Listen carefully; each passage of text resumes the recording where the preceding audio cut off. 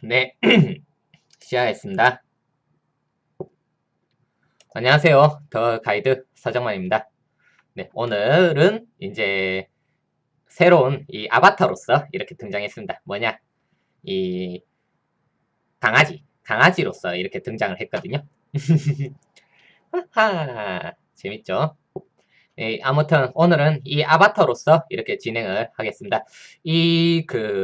제가 이제 이런 방송을 그냥 뭐 해보고 싶긴 했는데 이것을 이제 아무런 뭐 어떤 특별한 뭐 준비도 없이 그냥 진행해도 되는가 하는 문제 때문에 사실 이렇게 조금 생각을 좀 많이 갖고 있었어요. 근데 어차피 이제 지금 시국도 그렇죠. 지금 이제 탄핵 관련해서도 뭐 여러 가지 얘기가 나온 상태에서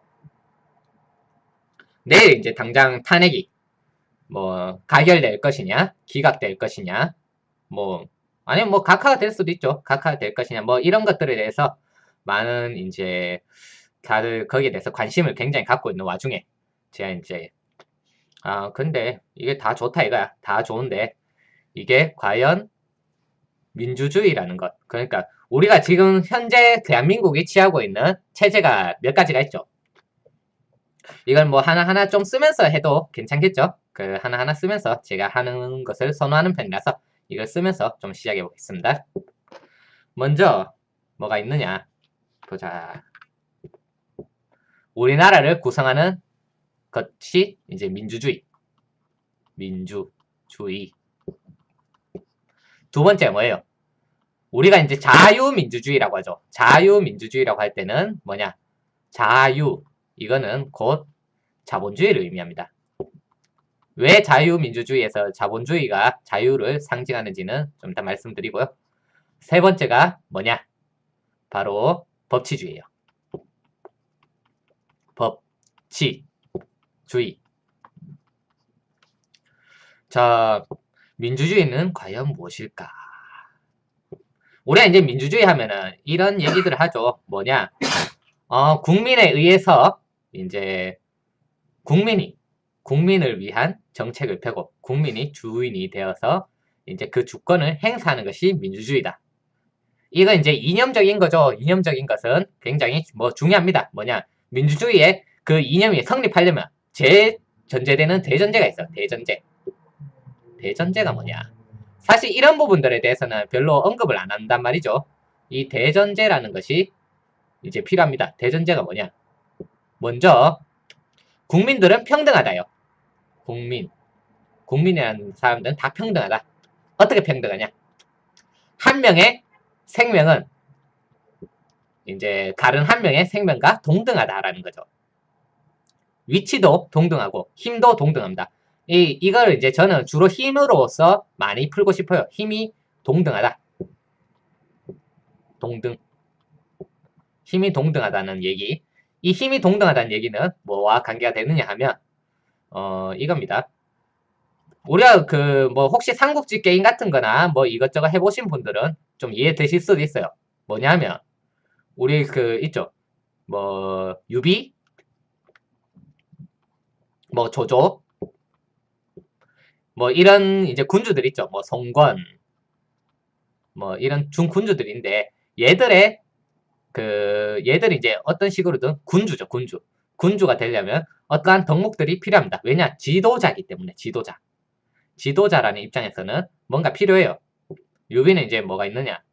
이건 뭐 순수하게 뭐 소설이라든지 정사라든지 이런 것들도 중요하지만 이제 순수하게 저는 이제 게임을 비유로 한번 들어보겠습니다. 유비는 게임에서 항상 고정적인 능력치가 있어요. 뭐냐? 매력이 100이에요. 매력 100. 뭐 다른 능력치는 사실 볼 거 없습니다. 그리고 조조는 뭐냐? 올 능력치가 상위 스탯이라는 거죠. 송건은 뭐 특별한 능력치는 없어요. 얘도 굳이 말하자면 매력이 좀 높은데 매력이 그렇게 높은 건 아니고 한 92 정도, 뭐 대충 이 정도 수준이라 보면 됩니다.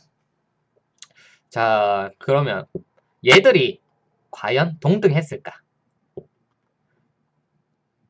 하나의 군주가 동등했을까 하면 뭐 이렇게 보시면 돼요. 관우, 뭐 무력의 대표로는 뭐 여포가 있을 거고 지략의 대표로는 뭐 제갈량이 있다.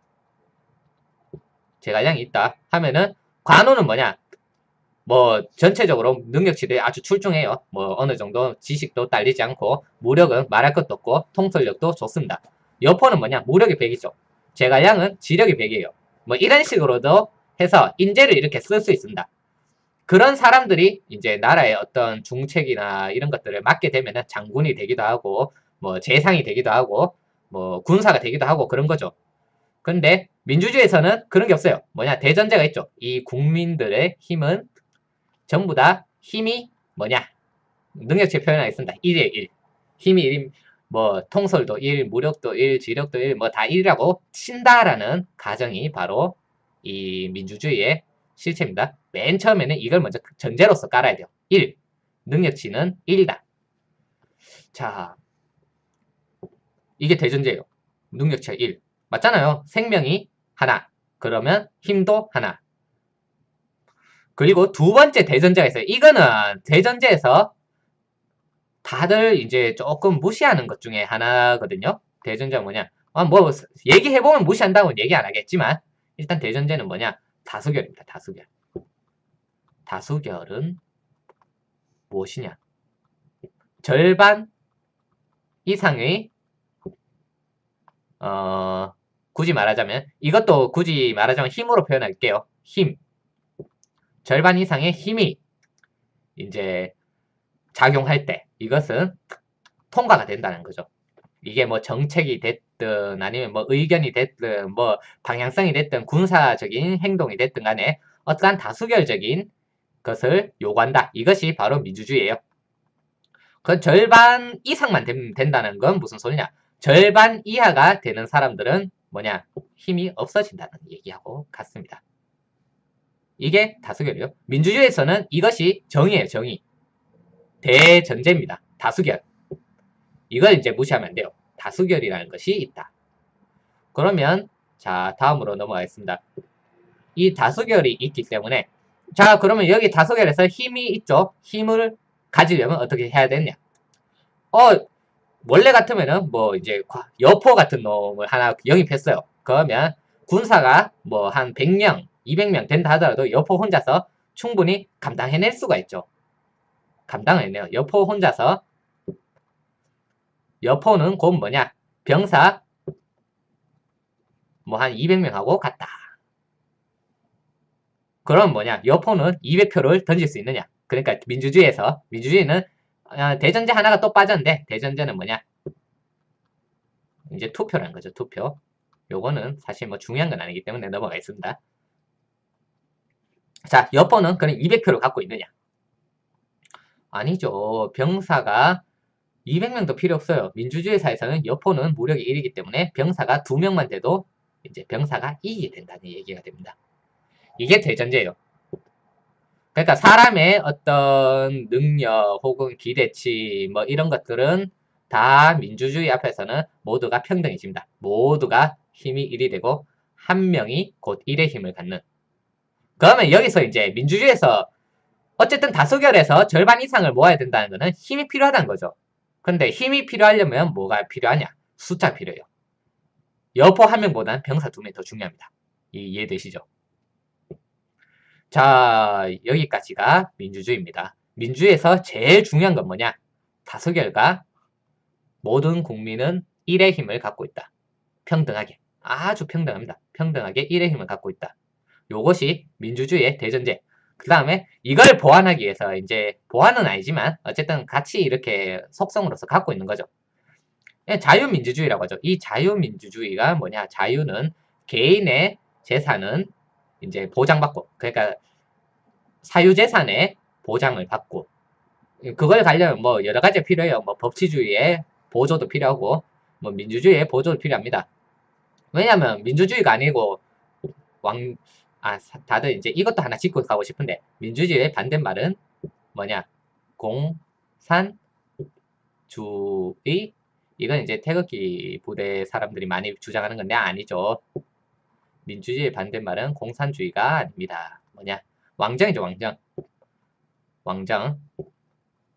왕정이야말로 공산주의의 반대말. 더 나아가면 사실은 어떤 것까지 가냐면 민주주의는 그러니까 어느 쪽에 초점이 맞춰져 있냐면 평등에 맞춰져 있어요. 이 힘이 동등하다는 거. 물론 여기에도 기준이 있지만 기준이 한 명이라는 생명의 단위, 한 명이라는 이 기준이 있지만 어쨌든 왕정, 더 나아가면은 어떤 제국주의, 제국, 왕정, 제국, 그리고 신정정치까지도 모두 다 이 민주주의의 극단에 배치되는 겁니다. 지금으로 치면 왕정은 뭐냐면 독재를 얘기하겠죠. 즉 민주주의의 반대말은 지금으로 치면 독재라고 보시면 돼요. 그런데 이 자유가 붙었다. 그러니까 이 자유라는 이 자본주의, 자유민주주의의 자유는 이제 민주주의의 서포트도 받고요. 법치주의의 서포트도 받아요. 사유재산이 보호되려면 어떻게 해야 되느냐? 요런 여포 같은 놈이 와서 갑자기 내보고 돈 내놔라고 얘기를 하면 어떻게 해야 돼요? 돈을 원래 줘야 되죠. 근데 뭐가 있냐? 법치주의가 있다. 그리고 민주주의가 있다. 민주주의가 있기 때문에 저 여포하고 아무 보잘것없는 그냥 뭐 이렇게 씁시다. 사실 보잘것없는 사람은 없지만 보잘것없는 나는 동등한 힘을 갖고 있어요. 그러니까 동등한 권리를 갖고 있다. 뭐 이렇게 봐도 됩니다. 동등한 권리를 갖고 있다. 그러면 자본주의, 이 자유민주주의에서는 여포가 내 것을 뺏을 권리가 없어요. 왜냐? 내 재산도 인정받아야 되고 여포의 재산도 인정받는 것이 있기 때문에 그러면 이것을 보호해주는 물론 근데 이 민주주의에서는 힘이 동등하다 얘기했지만 조조는 무력이 100이란 말이에요. 이 보잘것은 나는 그냥 대충 설정했습니다. 저를 기준으로 친다면 무력 한 40 정도 된다고 볼게요. 무력 40으로 여포 어떻게 이겨요? 못 이긴단 말이에요. 제가 한 10명쯤 있어야 여포하고 이제 그래도 한 달까지 해볼까 생각이라도 날 텐데 사실 40명 있어 자신 없어요. 왜냐면 제가 그 40이라는 무력치를 가진 10명 중에 1명이라면 전 도망가고 싶기 때문에. 근데 누가 법치주의의 강력한 이 법치주의의 강력한 경찰 그리고 이제 뭐 군대까지 갈 필요도 없어요. 군대는 이제 뭐 좀 다른 얘기고 그 경찰 그리고 검사 검찰 요런 애들이 나의 재산을 지켜준다. 이 자본주의를 지켜줘요. 그러니까 이 두 가지에서 서포트를 받기 때문에 자본주의가 성립되는데 이 자본주의의 성질은 뭐냐? 근데 좀 특이합니다. 민주주의의 원칙은 평등인데 자본주의는 아니에요. 일단 자본주의의 학술적인 용어들을 뭐 굳이 쓰자면 시장 경제를 원래 얘기를 해요. 시장 경제가 뭐냐? 수요와 이제 공급과 뭐 수요의 곡선이 일치하는 곳이 시장 가격이 형성이 된다. 뭐 대충 이런 내용이 시장 경제고 그래서 이것이 뭐냐면 가치죠. 가격. 가치는 우리 자본주의 사회에서의 가치는 곧 뭐냐? 가격이에요. 근데 여기에도 대전제가 몇 개 있습니다. 대전제는 뭐냐? 모든 재화는 가격이 있어요. 이건 재화뿐만이 아닙니다. 재화에는 모든 것이 포함되어 있습니다. 뭐냐? 노동력. 이거는 이제 금융자본에서만 얘기하는 거지만 노동력 그리고 시간. 노동력과 시간. 그렇기 때문에 이제 우리 노동력이 이제 가격을 갖게 된다라고 하면은 무엇이 문제냐? 왜냐? 일할 사람 많은데 만약 일자리가 적다. 그러면 어떻게 되냐? 우리는 수요 곡선은 굉장히 높은데 공급 곡선이 적게 되죠. 그럼 어떻게 되냐? 가치는 떨어질 수밖에 없어요. 그러면 우리가 일하는 것은 굉장히 가치가 낮다. 왜냐? 내가 이제 10시간 동안 일하는 게 사실은 저 말고도 일할 사람 많고 그러면은 어떻게 되겠어요? 지원자가 워낙 많기 때문에 나는 한 달에 100만 받고 하겠어. 나는 한 달에 90만 받고 하겠어. 나는 한 달에 80만 받고 하겠어. 했으면 주인은 이제 사업자는 누굴 쓰냐? 한 달에 80만 받는 놈을 쓰면 되죠. 요렇게 된다는 거죠. 두 번째, 이건 이제 금융경제에서 이렇게 이걸 뭐 따로 본다라고 얘기를 하는데 사실 그렇지 않습니다. 이 시간이라는 것에도 제약가 붙어요. 이거를 우리는 이자라고 하죠. 이자율을 결정합니다. 이자율은 어떻게 결정될까요? 혹시 아시는 분이 있나요? 한번 적어주시겠어요? 이자율은 어떻게 결정될까요? 더 엄밀히 얘기하면 이 이자율도 그거예요. 시간에 대해서 가치를 부여했죠. 가격을 결정했단 말이에요. 이 결정을 누가 하는지는 일단 둘째 치고요. 이 결정되는 과정은 있어요. 과정은 뭐냐? 내가 돈을 누군가에게 투자했을 때 이제 한쪽은 한 달에 100만 원을 벌 수 있고요. 한쪽은 한 달에 200만 원을 벌 수 있어요. 그러면 나는 한쪽은 또 마이너스 100만 원도 나오겠죠. 마이너스 100만 원, 한쪽 마이너스 200만 원. 이렇게 되면 사실 이 4명만이 경쟁자라면 이자율은 사실 얼마나 되냐면 사실 제로가 됩니다. 왜냐? 내가 어디에 투자했을 때는 일종의 복불복처럼 돼서 이 평균값을 내면 어떻게 되냐 하면 0원이 되죠. 근데 여기서 100만 원이 없어요. 그러니까 3명의 경쟁자가 있고 100만 원, 200만 원, 마이너스 200만 원 있다 치자. 내가 손해를 볼 수도 있지만 이득을 볼 수도 있죠. 근데 이것에 대한 평균적인 가격이 있습니다. 뭐냐? 100만 원이죠. 그러면 이자율은 어떻게 되냐? 한 달에 100만 원이라는 수익을 볼 수 있다라는 어떤 기대치만큼의 이자율이 붙어요. 이게 이자율입니다. 근데 이 이자율을 결정하는 사람은 누구냐면 지금으로서는 누구예요? 정부죠. 그럼 이 정부가 어떻게 이런 일을 할 수 있느냐? 자, 그것도 넘어가겠습니다. 그리고 시장경제 대전제, 또 다른 그러니까 자본주의의 또 다른 대전제가 이 모든 재화의 가격, 이것 외에도 하나가 더 있습니다. 뭐냐면 모든 가치가 가격이 붙는다는 말은 화폐라는 것이 있다는 거죠. 화폐. 우린 옛날에는 물물교환했어요. 그건 아시죠? 예, 화폐라는 것이 있다. 화폐라는 것이 뭐냐? 그 공부를 하면은 그냥 대충 이런 식으로 나옵니다. 우리가 물물교환을 하려다 보니까 물건의 뭐 어떤 상태나 품질이나 아니면은 뭐 아무튼 굉장히 불편하다는 거죠. 화폐가 아니라 물물교환은 실물은 불편하다. 그럼 뭘 써야 되느냐? 좀 더 간편한 것이 없을까 해서 이것에 준하는 것을 썼어요. 그래도 이제 실물적인 가치가 떨어지는 것이 아닌, 그러니까 뭐 이때는 시장경제의 원리가 들어가서 금, 은, 동, 요 세 개는 이제 뭐 올림픽에서도 메달로 쓸 정도로 다들 한 가닥 하는 광물들입니다. 나름대로 가치가 있는 것들이에요. 이 시장 경제에 의해서 가치가 정해진, 이 가격이 정해진 것들 중에는 금, 은동은 가치가 있습니다. 아무튼 이것들을 화폐로 썼다가 나중에는 화폐를 뭘로 썼냐면 드디어 이제 뭐 엽전부터 시작해서 우리나라는 엽전이 있었죠.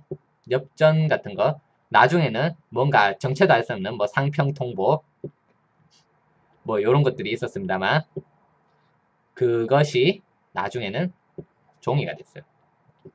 자, 우리 A4 용지 한 장 얼마요? A4 용지 한 장. A4 용지 한 장 얼마냐? 얼마요? 뭐 대충 칩시다. 50원이에요. 50원. 이 A4 용지만큼의 뭐 어떤 크기에서 몇 개를 이렇게 쫙쫙쫙쫙 나눈 정도의 요 하나가 지폐가 돼요. 그것도 뭐 가격이 다 다르죠. 1,000원짜리도 있고 똑같은 종인데 1,000원짜리, 5,000원짜리, 만원짜리, 뭐 요즘에는 5만원짜리도 있죠. 자, 어떻게 이것들이 자, 근데 1,000원이라고 쳐봐요. 이 1,000원의 가격은 뭐냐? 지금으로 치면 어떤 걸 살 수 있느냐? 뭐 생수 같은 것도 하나 살 수가 있죠. 생수. 뭐 간단한 야채도 하나 살 수가 있죠. 요 종이 조각 하나가. 야, 그러면 이제 이거에 대해서 알아봅시다. 이 종이가 어떻게 그렇게 큰 그 위력, 그러니까 가치를 갖느냐 하면은 여기에서도 이 힘의 논리가 포함됩니다. 힘. 굳이 말 우리는 이제 이걸 배울 때는 이걸 힘이라고 안 하고 뭐라고 하냐면 신용이라고 해요. 신용화폐. 그러니까 이것을 누가 보증해 주느냐. 이 뭐 역사적으로 뭐 거슬러 올라가고 하면은 뭐냐, 이 금의 가격을 누가 보증해 줬느냐 하면 뭐 미국이 보증을 해줬다. 어느 누가 금을 뭐 몇 그램 가져오면은 내가 얼마로 몇 달러로 교환해 준다라는 약속을 갖고 있었기 때문에 이 종이가 달러가 국제화폐로서의 힘을 가졌죠. 물론 지금은 뭐 미국이 이제 거기서 한 발 뺐어요. 손을 뗐습니다. 손을 떼서 달러 가격에 이제 맞춰서 금을 이렇게 취급하는 게 아니라 금 가격이 이제 따로따로 이제 또 변동되게 됐죠. 변동. 아무튼 그건 뭐냐면 미국이 그러한 것을 지불해 줄 수 있다라는 힘을 가졌기 때문에 원래 나온 거죠. 마찬가지예요. 한국의 화폐는 이제 한국은행에서 만들죠. 그 한국은행에서 만드는 화폐의 가치는 누가 보증하느냐? 은행과 정부에서 더 엄밀히 말하면 정부에서 보증해 줍니다. 자, 지금부터 정부는 어느 정도 힘을 가졌는지를 알아보면 좋겠죠. 정부에는 뭐가 있냐? 당연히 군대가 있어요. 경찰도 있죠. 군대는 엄청난 힘을 가졌습니다. 일단 우리나라는 일단 총기 합법화가 안 돼 있기 때문에 총 하나를 가지고 있으면 무시무시한 화력이 되죠. 총. 뭐 그 외에 미사일, 비행기, 배, 탱크, 뭐 여러 가지. 물론 그 이면에는 또 숫자도 있어요, 숫자. 어쨌든 군사들이라는 것이 정말 무서운 건 뭐냐? 그 많은 숫자의 인원들을 한꺼번에 움직일 수 있다는 거. 우리가 춤출 때도 군무라고 하죠. 군무를 추면 어떻게 돼요? 뭔가 딱딱 절제되고 뭔가 통일된 느낌이 보이기 때문에 거기에 약간 압도되는 그런 것들이 있습니다. 그런 것처럼 이 숫자라는 것, 그리고 강력한 화기들. 지금은 이제 우리나라는 없지만 뭐 이제 핵이라든지 핵은 굳이 말하자면 이거는 저거예요. 밸런스 파괴, 밸런스 파괴. 이거 핵 하나가 있으면은 이러한 모든 국지적인 어떤 요소들을 다 씹어먹을 만큼의 강력한 힘을 갖고 있게 됩니다. 그래서 모든 나라들이 핵을 보유하려고 했던 거고, 그리고 이제 핵을 더 이상 보유하지 못하도록 이렇게 핵 조약을 만드는 거죠. 그건 누가 만드냐면 핵을 가진 나라에서 만듭니다. 그거는 이제 확실해요. 핵을 가지고 있는 나라에서는 더 이상 핵이 늘어나는 것을 원치 않아요. 그래야만 핵을 가진 나라와 가지지 않은 나라가 딱 나눠지게 되거든요. 자, 아무튼 다시 돌아와서 그러면 이 종이의 힘을 가졌다. 이 종이가 가진 힘. 나라에서 보증해주기 때문에 군대에서 보증해주고 이제 경찰이 보증해주는 이제 굳이 말하자면 이거요. 이 그 뭐냐 완력적인 힘이라고 폭력이라고 보시면 된다. 이러한 폭력이 보증해주는 것이 바로 돈이다. 이게 이제 자본주의의 대전제예요. 화폐가 실물을 대신할 수 있다. 모든 재화는 가격이 붙어 있다. 내가 노동하는 것도 가격이 붙어 있고 시간도 가격이 붙어 있습니다. 자, 세 번째로 법치주의. 법치주의는 뭐냐? 뭐 딴 거 없죠. 이거는 이제 그러니까 이것도 뭐 굳이 역사적인 것을 말하자면 요겁니다. 뭐 왕과 귀족들도 옛날에 왕과 귀족이 뭐예요? 왕이 곧 법이죠. 왕이 말하는 것이 법이다. 더 밑으로 내려가면 귀족, 뭐 혹은 영주, 지방 영주라고 해도 그 지방 영주는 지방에서만큼은 왕이죠. 그렇기 때문에 곧 내 말이 법이다가 되는데 법치주의에서는 다릅니다. 이것을 견제하기 위해서 만들었다고 해요. 법을. 그러면 뭐냐? 왕과 귀족도 법에서 자유로울 수가 없다. 그러니까 가상적인 힘을 만든 거예요. 이것도 힘입니다. 법은 뭐냐? 힘이에요. 물론 이것이 공허한 힘이 되지 않으려면 마찬가지로 요것이 필요합니다. 군대가 필요해요. 어쨌든 군대가 보증해주는 힘, 경찰이 보증해주는 힘이 이 왕과 귀족을 구속할 수가 있어야 돼요. 그것이 법치주의의 시작입니다. 근데 최초의 법치주의는 뭐 이것도 뭐 철학적인 법치주의의 뭐 시작 뭐 하면은 뭐 칸트도 나오고 뭐 이것저것 나오는데 그런 건 모르겠고요. 그거는 별로 중요하지 않습니다. 그게 아니라 실질적으로 보자. 법이라는 것이 맨 처음 만들어진 거는 뭐 이미 고대 사회부터도 있었어요. 우리 그 뭐냐 뭐 고조선 그때만 살펴봐도 있잖아요. 법은 뭐가 있지? 뭐 남의 것을 훔치지 말라. 사람을 죽이지 말라. 뭐 간음을 하지 말라. 뭐 이런 뭐 여러 가지가 있어요.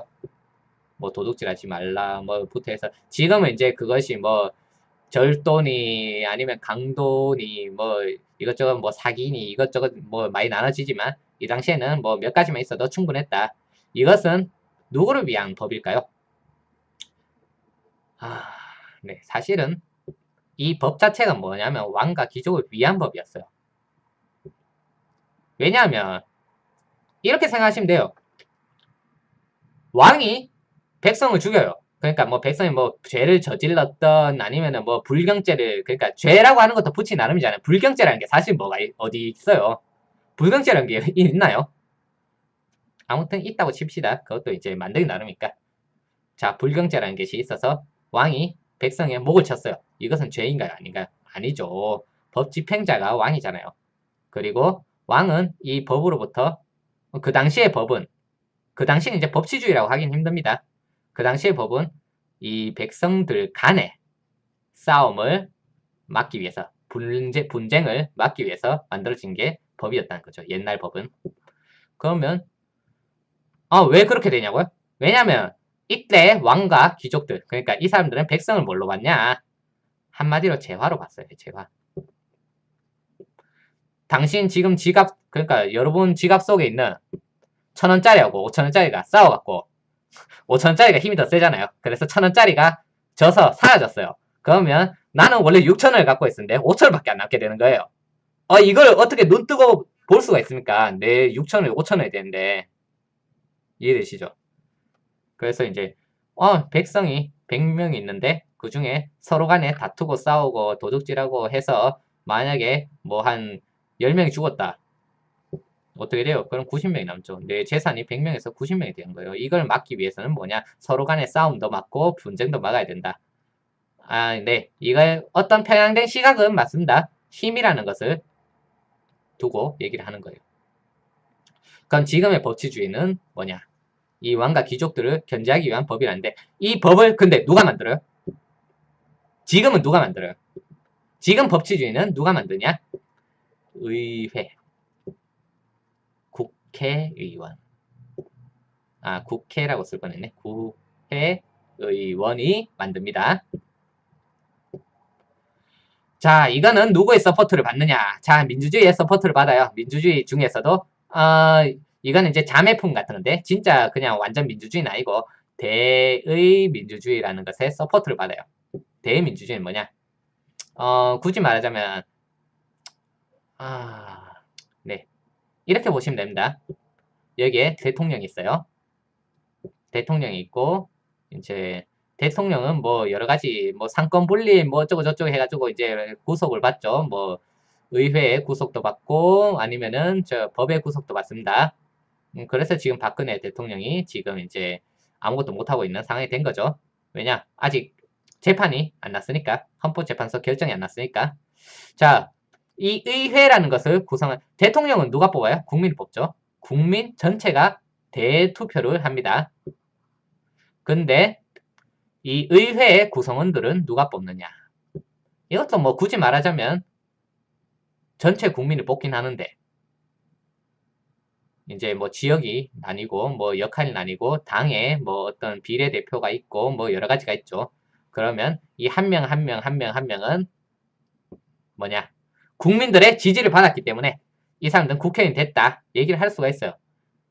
그리고 이 사람 한 명 한 명 개개인들은 뭐냐? 국민들의 뜻을 대신해서 물론 이거는 아셔야 돼요. 이 국회의원 한 명이 되기 위해서도 필요한 것은 다수결입니다. 국회의원 한 명을 뽑는데도 다수결이 들어가요. 한마디로 이 국회의원 한 명을 뽑기 위해서 100명이 싸워서 51명이 이겼어요. 그러면 이 51명이 뽑은 국회의원이 나중에 의회로 갑니다. 의회로 가서 법이 통과되려면 이것도 다수결이거든요. 여기서도 다수결이 있어요. 의원들 간에 다수결이에요. 그럼 어떻게 되냐? 국민 51%가 뽑은 국회의원들이 싸워서 51%가 이제 됩니다. 그럼 계산이 어떻게 돼요?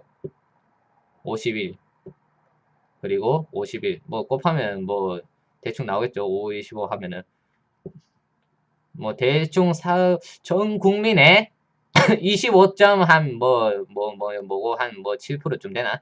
이 정도 국민들이 찬성할 수도 그냥 이건 좀 극단적인 얘기예요. 극단적인 얘기지만 이 정도 국민들이 찬성하는 법이 통과가 된다는 거예요.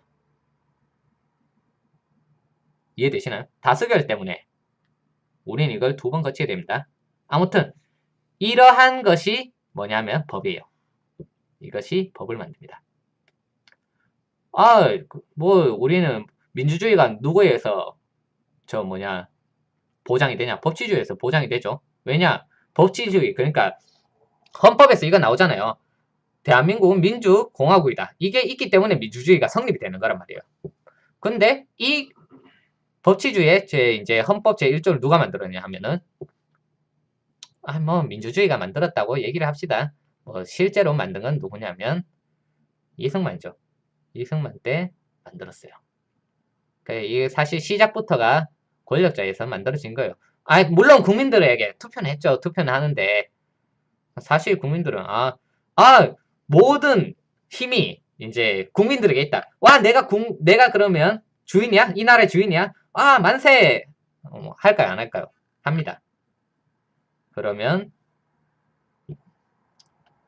어떻게 되냐? 근데 헌법에서는 그렇게 정해놨지만 이 세세한 이 한국말은 끝까지 들어봐야 한다 하고 뭐 똑같은 일맥상통한 얘기인데 그것을 누가 어떤 식으로 해야 되냐면 대의민주주의라는 정책을 이제 갖게 됐어요. 대의민주주의. 한마디로 국회의원 얘들이 270 몇 명 모여서 뭘 하냐? 다수결을 벌입니다. 제가 말씀드렸지만 다수결은 뭐의 싸움이냐? 힘의 싸움입니다. 여기 국회의원들은 마찬가지로 힘이 어떻게 되냐? 능력치가 1이에요. 1. 이거 똑같아요. 능력치 1의 국회의원들이 누가 더 많이 직결하느냐, 누가 더 많이 힘을 모으느냐, 요거에 따라서 달려 있습니다. 그래서 다수결로 인해서 51%가 통과되면 어떻게 되냐? 와, 드디어 법이 만들어지고 이 법은 뭐냐? 절대적인 힘이 되는 거죠. 그래서 사실 이 세 가지를 동시에 볼 수가 있어야 됩니다. 나라의 어떤 시스템을 얘기하려면. 근데 어떤 공통점들은 있어요. 뭐냐? 자본주의의 이제 대전제 중에 두 가지를 얘기했죠. 모든 재화에는 가격이 있고 화폐는 이 실물을 대신한다. 지금은 그러니까 사실 옛날에는 명목화폐라고도 부를 수 있었지만 그러니까 물건을 대신한다라고 얘기했지만 지금은 아닙니다. 지금 화폐가 곧 돈이에요. 돈이 곧 가치예요. 지금 그렇게 돼 있어요. 우리가 일단 인식부터가 그렇게 돼 있습니다. 돈이 곧 이건 뭐냐면 이거 있거든요. 우리가 돈을 벌어요. 이건 너무 지저분해요. 그러면 이거 조금만 지우고 시작하겠습니다. 자, 요렇게 지웠어요. 이거 한도 끝도 없겠네. 어떻게 하냐? 참. 대충 한 요만큼 해서 자르기. 이거 아니야? 뒤로. 안 되겠네요. 보자. 네, 이럴 때는 사실, 네, 이런 생각은 해요. 사실 제가 이제 여건상 지금 그냥 이 페인트 쪽을 쓰고 있지만 화이트보드 같은 게 있으면 좀 더 편하지 않을까 생각은 합니다. 어쨌든 오늘은 제가 기분 내켜서 그냥 이 얘기를 하고 있거든요. 너무 심각하게는 보지 마시고 아무튼 제가 심각하게 얘기할 것 같으면 이 멍멍이 아바타를 이래 쓰진 않았겠죠. 물론 한번 들어보시면 좋아요. 왜냐 뭐 이게 맞으면 맞다 틀리면 틀리다 뭐 얘기를 하셔도 된다는 거죠. 자, 싹싹싹 지우겠습니다.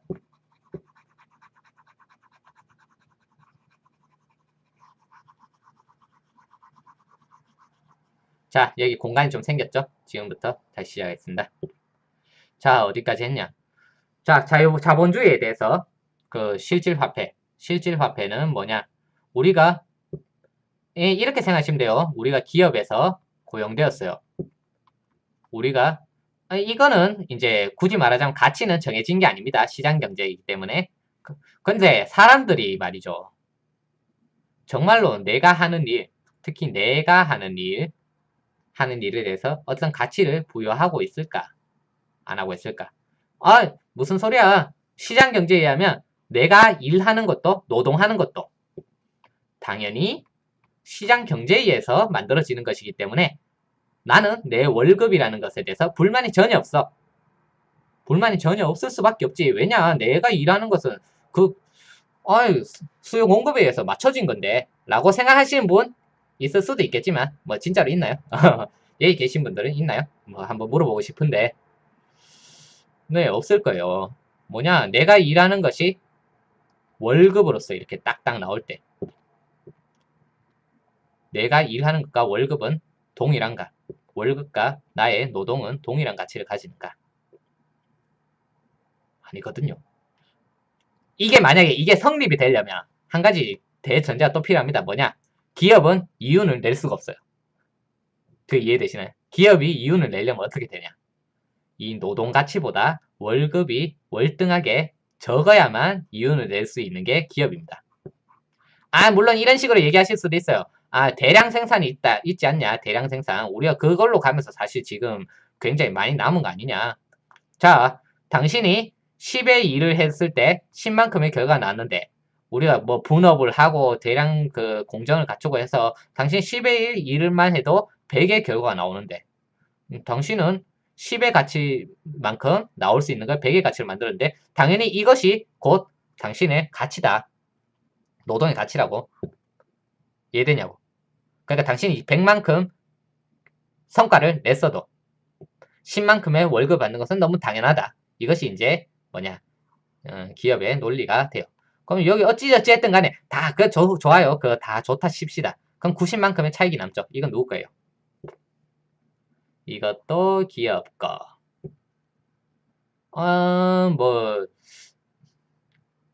좀 이제 기업에서 좀 더 노동자를 이제 조금만 더 신경 써준다면 이 중에서 한 5 정도는 떼주겠죠. 자, 5 정도는 보너스야. 그런데 한 15 정도 가져라고.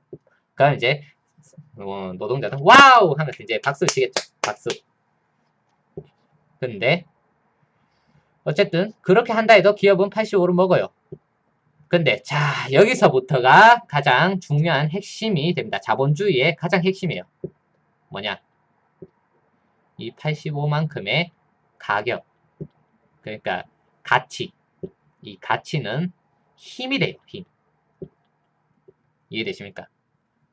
이것이 돈은 사람과는 다릅니다. 사람은 그러니까 민주주의에서 정치하는 사람들 있죠. 왜 그렇게 항상 뭔가 아이고 국민 여러분 얘기하고 아이고 기억이 안 납니다 얘기하고 제가 정책은 어떻고 저떻고 하고 이제 상대편하고 치고받고 싸우고 또 이제 광고하러 다니고 광고가 선거 유사하러 다니고 이거 왜 해요?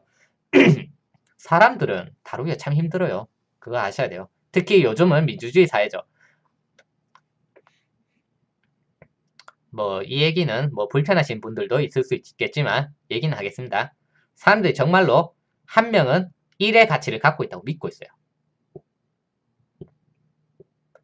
자, 대표적으로 남자도 능력치 1, 여자도 능력치 1, 할아버지도 능력치 1, 아이도 능력치 1은 아니죠. 왜냐면 아이는 그게 없으니까. 선거권이 없으니까. 어쨌든 장애인도 능력치 1, 그리고 또 뭐라고 해야 되지? 범죄자도 능력치 1. 범죄자도 선거권 있나요? 그건 잘 모르겠지만 외국인도 능력치 1. 외국인 실제 외국인 말고요. 이제 외국 살다가 이제 나라의 어떤 국민이 된 사람. 어쨌든 다 1이에요. 다 1이기 때문에 여기서 이 힘이라고 하는 것 이것 때문에 얘기를 하는 거예요. 민주주의는 사람 모으기가 그만큼 힘들다. 왜냐하면 다들 이제 똑같이 힘을 가졌기 때문에 다들 그냥 날 것으로 표현하겠습니다. 다들 내가 잘났거든요. 내가 잘났어요. 내가 잘났다. 그리고 내가 이익을 보느냐 마느냐가 제일 중요하다. 물론 이거는 자본주의하고 또 엮여서 얘기를 하겠습니다만 근데 돈은 어떤가요? 내 주머니에 있는 5만원이 자기들끼리 싸우나요? 아까 전에 얘기했었죠. 5천짜리고 1,000원짜리고 싸워서 1,000원짜리 없어지면 화가 나겠죠. 근데 돈은 그런 일이 전혀 없습니다. 내가 뭐 월급을 100만원 받았어요. 이걸 그대로 갖고 있어요. 이 100만원은 어디로도 가지 않습니다. 근데 이 100만원 대신에 100만원이 모여서 이제 공이 2개 더 붙었어요. 1억 원이 됐어요. 와우! 내가 100개월 동안 일해서 벌 수 있는 돈이라는 거죠.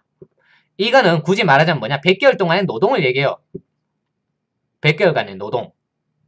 그건 뭐예요? 100개월간의 노동이 곧 뭐냐? 시간이죠. 시간은 곧 뭐냐? 이자죠. 이자는 곧 뭐냐? 힘이죠. 이건 뭐 논리적 비약이 좀 심하죠. 어쨌든 이걸 그냥 그 물 흐르듯이 따라가시면 돼요. 이 노동의 가치가 곧 100개월만큼의 힘을 갖고 있다. 1억 원은. 그렇기 때문에 1억 원으로 당장 여러분한테 1억 원이 생겼어요. 뭘 하시겠어요? 일단 좀 모으려는 사람도 있겠죠. 나한테 1억 원이 있으면은 일단은 어디에 쓸지 내가 생각해보자. 왜냐? 1억 원은 도망가지 않으니까. 1억은 도망가지 않아요. 도망가지 않기 때문에 이걸 놔두면은 어딘가. 그리고 화폐라는 것은 제가 이제 실질 화폐라고 했죠. 실질 화폐. 실질 화폐라는 것은 화폐 자체의 가치가 있기 때문에 이거는 언제든 내가 필요하면 할 수 있는 가능성이라는 걸 갖고 있어요. 가능성. 사람들은 가능성이라는 걸 두고 있습니다.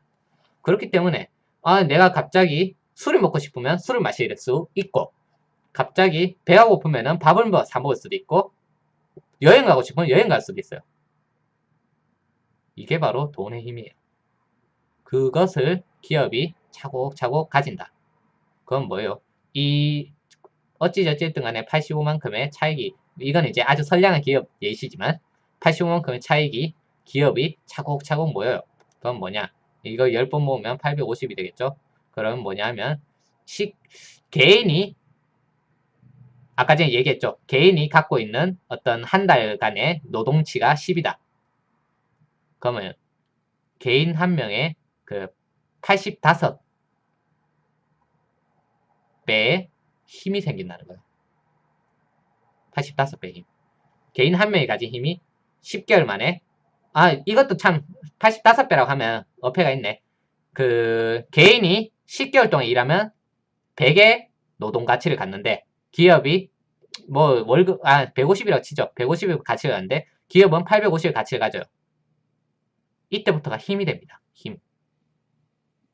그건 뭐냐? 기업은 이제 노동자에 대해서 언제든지 뭐 해고를 하든 계속 고용을 하든 뭐 이런저런 그 힘을 갖게 되죠. 왜냐? 물론 이런 것도 있어요. 이 개인이 혼자 일하면은 100의 가치를 가질 것을 기업은 150으로 뻥튀기 시켜주니까 개인에게는 이득이 되죠. 이득이 돼요. 그렇기 때문에 사람들이 회사에서 일을 하는 거예요. 안 그러면 이제 이 동네는 다 자영업자 천지가 됐겠죠. 근데 어찌됐든 간에 이런 시스템적인 것, 대량 생산이라는 것, 뭐 기술적인 것들 여러 가지가 포함되면 이 100이 150으로 뻥튀기 되는 놀라운 맛이 일어나면서 동시에 기업은 뭐냐? 850이라는 아주 놀라운 마법이 일어납니다. 자, 여기까지가 자본주의의 대전제예요. 그럼 뭐냐? 850만큼의 힘이다. 결국 자본주의는 뭐냐? 이 850은 어떻게 되냐?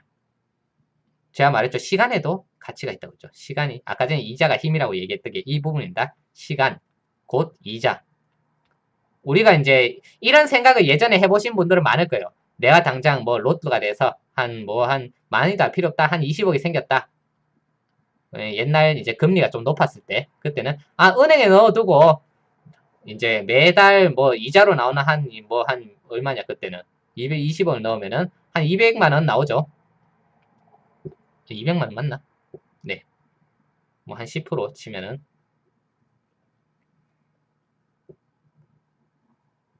10% 1년에 2천. 1년에 2천이구나. 1년에 2천이면 10%면은 4천이구나. 1년에 4천. 적지 않죠. 연봉 4천. 무의도식의 대가로서 1년에 4천은 굉장히 나쁘지 않죠. 그래서 이제 그러면 내가 20억만 있으면 나는 이제 평생 일 안 하고 은행에 넣어두고 이자로 먹고 살 텐데 라는 생각을 안 해본 사람이 없을 겁니다. 다 그런 생각 한 번씩 해봤을 거예요.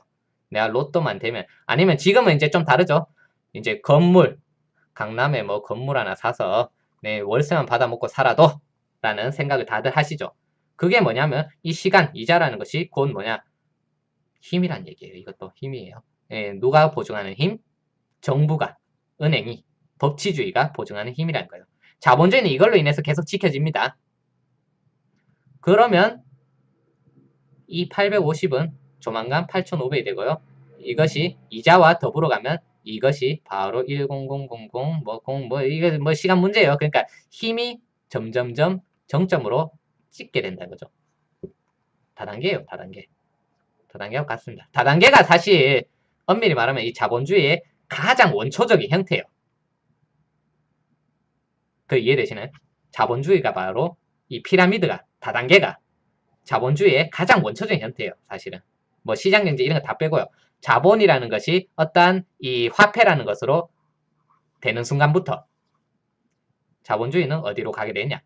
이 피라미드의 정점으로 가는 것을 다들 목표로 삼게 됩니다. 뭐냐? 이것이 바로 지금 얘기하는 뭐 독과점을 얘기하는 거죠. 독점. 그리고 과점은 이제 뭐 이 피라미드가 사실 끝이 뾰족하지 않고 약간은 뭉툭하더라. 이게 이제 과점 정도가 되겠네요. 자, 여기까지 설명을 했습니다. 예, 또 조금 지우고요.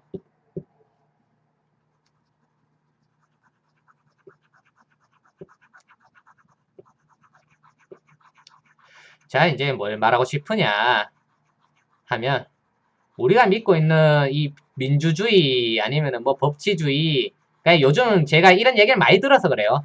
우리 민주주의를 수호하기 위해서는 빨갱이들을 잡아야 되고,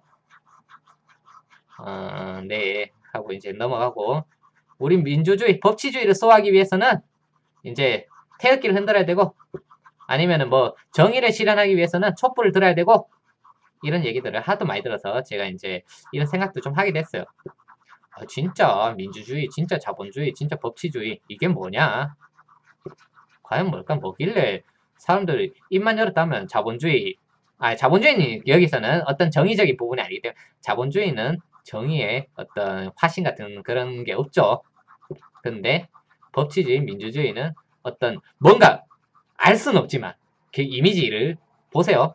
굉장히 뭔가 선량하고 뭔가 옳고 정당하고 이런 이미지가 있어요. 이것도 저는 사실은 어떠한 교육의 효과라고 봅니다. 교육의 효과. 옛날 저는 야인시대 재밌게 봤었거든요. 뭐, 야인시대 하면 뭐 10년밖에 기억 안 나는 사람들도 분명히 있을 테지만, 10년만이 아니라, 그 당시 김도환이 이제 빨갱이들한테 막 총도 쏘고, 그러니까 실명이 결국 생긴 이유가 뭐냐면, 저 김도환 좀 부하가 이제 총을 쐈잖아요. 그런 식으로 빨갱이들을 잡고 한 이유가 뭐냐? 민주주의야말로 정말로 옳은 것이다라고 생각했기 때문이거든요. 근데 뭐예요, 사실은? 공산주의는 민주주의의 반대말은 아니었어요. 자본주의 반대말이지. 그러니까 자본주의는 뭐 아주 놀라운 기능이 있어요. 그게 뭐냐? 민주주의 뒤에 항상 숨을 수가 있어요. 그래서 앞에다가 자유를 붙이는 거예요. 자유, 민주주의. 자유는 근데 사람들이 이 자유가 자본주의라고 생각 안 하죠. 뭔가 자유하면 무슨 의미가 떠올라요? 프리덤. 뭔가 넓은 초원을 이제 막 달리고 혹은 뭐 사슬을 이렇게 탁 끊고 하는 그런 뭔가 이게 생각보다 굉장히 이제 사람들 감각적인 어떤 쾌락을 주는 게 있어요. 감각적인 쾌락을 줘요. 자유라는 이미지 자체가. 그것 때문에 이제 다들 공산주의 하면 질색을 했었고요. 그래서 이제 민주주의를 지켜야 된다라는 뭐 그런 생각 때문에 자본주의를 덩달아서 같이 지키게 되는 거예요. 자본주의하고 민주주의는 사실 닮은 꼴이거든요. 왜 그러냐? 민주주의에 아주 공정한 평등의 원칙, 모든 사람은 하나의 표를 갖고 있다. 마찬가지예요. 자본주의는 뭐냐? 모든 돈은 1원이다. 1원에서 시작한다. 1원과 1원은 같다. 그러니까 한 표와 10표는 분명히 10표가 많죠. 마찬가지로 돈도 10원보다는 100원이 많죠. 근데 이 평등, 사람의 목숨은 한 사람이 10개의 목숨을 가질 수 있나요? 못 가지죠. 근데 돈은 뭐예요? 한 사람이 100원을 가질 수가 있죠. 10원 가진 사람이 있다. 100원도 가질 수가 있어요. 이것이 이제 공통점이면서도 차이점이 바로 이렇게 납니다. 그래서 이제 우리 선거하고 비슷한 게 자본주의에도 있어요. 민주주의에서의 선거에 이제 자본주의 형태가 뭐냐? 주주총회죠, 주주총회. 주주총회. 주주총회에서는 누가 왕이냐? 주주총회도 똑같습니다. 뭐냐? 다수결 원칙이에요. 다수결. 한마디로 51% 이상의, 아니, 50.1%, 더 정확하게 말하면 50.1%예요. 50.1% 이상의, 주식을 갖고 있는 사람. 여기서는 돈을 갖고 있는 사람이 돈입니다. 사람의 목숨 갖고, 뭐, 사람이 한 표, 뭐, 이런 거 아니에요. 한마디로, 한 사람도, 뭐냐, 50.1% 이상의 돈을 가질 수가 있어요. 주식을 가질 수가 있다고요. 그러면 주주총회에서는 얘가 짱이죠. 이것도 뭐 민주주의도 마찬가지예요. 나라의 어떤 정부의 어떤 입장에서는 같습니다. 왜냐면 사람이 이 말씀을 드리면 뭐 분노하실 분들이 있어서 제가 좀 조심스럽습니다만 얘기하겠습니다. 사람이 곧 죄아라서 그렇거든요. 사람이 곧 죄아예요. 나라 입장에서 그렇다는 거예요. 정부의 입장에서는 사람이 죄아기 때문에. 그래서 민주주의하고 자본주의는 저는 닮은 꼴이라고 얘기합니다. 이것은 다수결이 우리는 항상 합리적인 어떤 의사과정 이런 식으로 배운 사람들이 많을까요? 물론 공부를 조금 더 해본 사람들은 다수결에 뭐 약점이 있고 소수의 의견이 무시되고 뭐 이런 것까지도 배웠겠지만 그렇다 하더라도 소수의 의견이 무시되지. 그렇지. 근데 라는 생각을 하게 될 수밖에 없어요. 내가 그 소수가 되지 않는 이상은. 나는 항상 다수의 입장에 있으면 안전하기 때문에 그거는 이제 인정할 수밖에 없는 거거든요. 그것들을 힘으로써 정당성으로서 문서로서 보증해 주는 것이 법치주의다. 한마디로 저는 이렇게 봅니다. 이 민주주의, 자본주의 그리고 법치주의의 궁극점은 뭐냐? 힘의 집중을 얘기합니다. 힘의 집중. 이게 뭐 정부가 될 수도 있고요. 지금은 자본주의의 힘이 너무 강하기 때문에 돈이 정말로 이 실질적인 가치를 갖고 있는 사회이기 때문에 뭐냐? 지금은 그래서 저는 이 힘의 집중, 굳이 말하자면 지금으로 치면 뭐겠어요? 재벌이겠죠. 이건 우리나라의 재벌일 수도 있지만 더 나아가면 지금은 또 뭐예요? 글로벌 사회라고 하죠. 아니 뭐 글로벌이라는 말에 이제 또 뭐 여러 가지 얘기들도 있잖아요. 뭐 요즘 뭐 평평한 지구 이런 얘기들도 대세니까 어쨌든 이 글로벌 시대에 재벌은 뭐냐? 다국적 기업들도 당연히 포함되어 있어요. 어쨌든 돈이 집중된다. 우리나라에서만 돈이 집중되는 게 아니죠. 전 세계적으로도 다 포함시켰을 때 우리나라가 한 여쯤 뭐 있다 치자. 그러면 저 위에는 미국 있겠죠. 한마디로 미국일 수도 있고 뭐 영국일 수도 그거는 저는 알 수가 없지만 아무튼 이렇게 힘이 집중되고 있다. 우리는 그만큼 힘에 의해서 지배를 받고 있다. 힘에 의해서 이런 뭐 우리가 알고 있는 이런 개념들조차도 굉장히 왜곡이 되어 있다. 요거를 좀 말씀드리고 싶었습니다. 제가 오늘 이제 뭐 하고 싶었던 얘기는 이거고요. 이것 때문에 지금까지 이러한 모든 얘기들을 좀 했습니다. 그 힘이라는 것. 지금 촛불 부대하고 태극기 부대가 오늘까지도 아마 치열하게 싸웠을 거예요. 왜 싸우고 있어요? 사실 우리가 진짜 법치주의면요. 우리가 할 수 있는 것은 아무것도 없습니다. 민주주의라면요. 할 수 있는 게 아무것도 없습니다. 이해되시나요? 왜냐? 자, 민주주의 입장에서는 일단 우리가 앞에 대의 이거 꼭 붙여야 되죠. 대의 민주주의에서는 탄핵안을 가결시킨 사람들이 누구냐? 국회의원이죠. 국회의원들이 다수결을 통해서 가결은 아니죠. 탄핵 소추안을 통과시켰죠. 통과시켰으면 이건 뭐예요? 국회의원들은 국민들을 대표하는 사람들이죠. 이 국민들을 대표하는 사람들이 탄핵을 통과시켰어요. 그럼 뭐냐? 이건 국민들이 시킨 거예요. 안 그렇습니까? 그래서 우리가 민주주의의 사회에 진짜 민주시민이라면 여기에 대해서는 사실 아무것도 할 수 있는 게 없습니다. 할 필요가 없는 거죠. 두 번째, 법치주의에서. 지금 이제 헌법재판소에서 결정하기 전이죠. 헌법재판소. 자, 그러면 헌법재판관들이 모여서 지금 꽁냥꽁냥 뭔가 진행을 하고 있어요. 여기서 뭐 촛불이든 태극기든 이렇게 와가지고 어떻게 해라라고 지금 주장하고 있는 거죠. 그러니까 한마디로 이거 인정하셔야 돼요. 힘을 발휘하고 있다는 거예요. 힘. 우리가 모였으니 힘을 쓰고 있다. 너희가 내 말을 들어라에 가깝습니다. 근데 법치주의에서는 뭐가 더 짱이에요? 법이 더 짱이죠. 법이 짱이에요. 법이 짱이기 때문에 이 헌법 재판관들은 어떤 식으로든 결론을 낼 거고요. 우리는 무슨 준비를 해야 되냐? 거기에 대해서 받아들일 준비만 하면 됩니다. 원래는. 받아들일 준비를 해야 되는 거예요. 이게 법치국민으로서의 법치국가의 법치주의 국가의 국민으로서 민주시민으로서의 가져야 할 자세가 아닌가 싶습니다. 뭐 사실 이거는 제가 조금 시니컬하게 얘기한 부분은 있어요. 시니컬하게 얘기한 거고요. 사실 더 엄밀히 말하자면 여기에는 어떤 것들이 있냐? 사실 힘들이 작용하고 있어요. 힘의 작용이 있어요. 힘의 작용이 있습니다. 그렇기 때문에 우리가 더 정확히 말하면 할 수 있는 것이 없다라는 것이 더 정확합니다. 우리가 뭔가 하려고 하는 순간 뭐가 생기냐? 힘의 이용이 일어나요. 마치 이거 혹시 보셨습니까? 개미가 마치 3차원 존재가 이제 2차원 존재를 보는 거하고 똑같습니다. 개미가 이제 여기다 볼펜 선을 그어두면은 이 볼펜을 벗어날 수가 없어요. 이걸 누가 보고 있냐면 우리 사람이 보고 있죠. 3차원 존재는 2차원 존재 행동을 보고 있어요. 그러니까 개미가 뭔가 하려고 해요. 하려고 하면 우리는 거기다가 뭐 나무젓가락 한 개, 손가락 한 개를 덧붙이면서 이걸 탈출시켜 줄 수도 있고 뭐 다른 힘을 가할 수도 있죠. 우리가 원하는 대로 이용할 수가 있다는 거예요.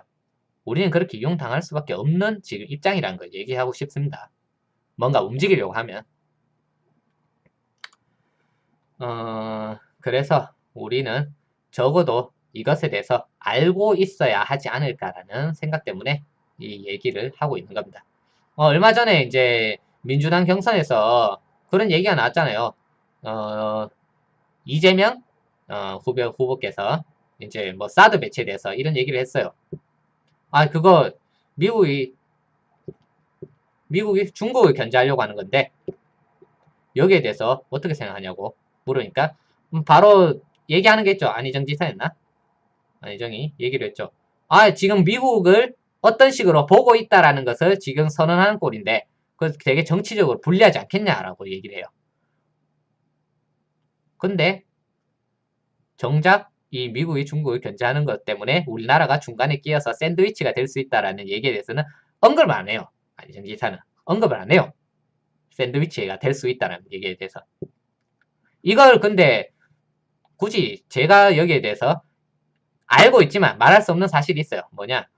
우리가 미국보다 약하잖아요. 힘이 없다고요. 힘이 없기 때문에 미국이 사드를 설치한다 얘기를 하면은 우리가 미국에 의해서 이렇게 뭔가 장소를 이렇게 제공해주면서 외교적인 어떠한 실리를 가져가기 위해서는 일단 얘기를 들어줄 수밖에 없다. 그것을 비교를 해보니까 중국이 장차 우리에게 줄 수 있는 기대값과 미국이 우리에게 줄 수 있는 기대값을 비교해보니 미국 것이 조금 더 클 수밖에 없겠더라. 그래서 우리는 미국의 말을 들어서 이 중국과 대립하는 일이 있더라도 미국의 말을 들어야만 한다. 차라리 이런 변명이 나와야 돼요. 솔직하게 얘기해서. 물론 여기서도 저는 이제 명상하는 입장에서 개인의 욕심이라는 부분을 굉장히 중요시 여기기 때문에 근데 이 샌드위치라는 어떤 뭐 다 좋아요. 뭐 나라의 입장에서 어쩌고저쩌고 다 좋지만 결국 우리는 정부는 무엇이냐 정부라는 어떤 실체를 잡고 있지만 정부를 구성하는 사람들이 있다는 걸 잊으면 안 됩니다. 지금으로는 대통령이죠. 개인의 어떤 생각들을 개인의 어떤 위치를 개인의 욕심을 간과할 수가 없어요. 그런 것까지 다 생각하면 미국이 주는 중국보다 더 클 수 있는 이익이 과연 대한민국에 대한 것인지 혹은 이것을 결정하는 결정권자에 대한 이익인 건지는 뭐 그거는 각자의 상상에 맡기겠습니다. 아무튼 여기까지 하겠습니다. 이게 이제 이렇게 적어가면서 한다고 했는데 이게 너무 복잡하고 너무 이렇게 지저분해서 이렇게 보는데 가독성이 좀 떨어진 건 아닌가 모르겠지만 뭐 말로써 일단 다 했으니까 아무튼 오늘 갑자기 새벽에 이러한 생각이 들어서 그냥 갑자기 방송하고 싶어서 방송을 했습니다. 재밌게 보셨다면 다행이고요. 아무튼 네, 지금 계신 분들도 좋은 밤 되시고요. 다음에 뭐 기회가 되면 이런 방송도 이게 뭐 또 괜찮다고 생각되시면 이런 방송들을 가끔씩 해보도록 하겠습니다. 그럼